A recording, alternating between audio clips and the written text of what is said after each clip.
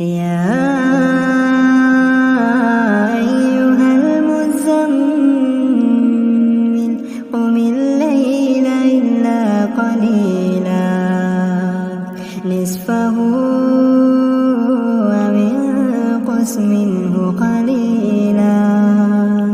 أو زد عليه ورتل القرآن ترتيلا إنا سنلقي عليك قولا ثقيلا إن ناشئة الليل هي أشد وطئا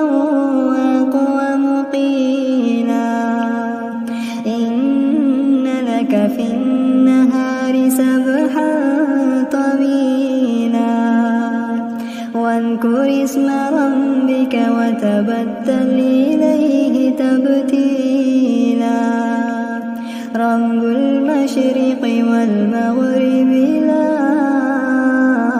إله إلا هو لا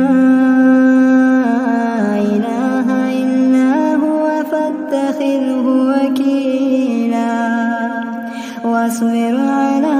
ما يقولون واهجرهم هجرا جميلا وذرني والمكذبين أولي النعمة ومهلهم قليلا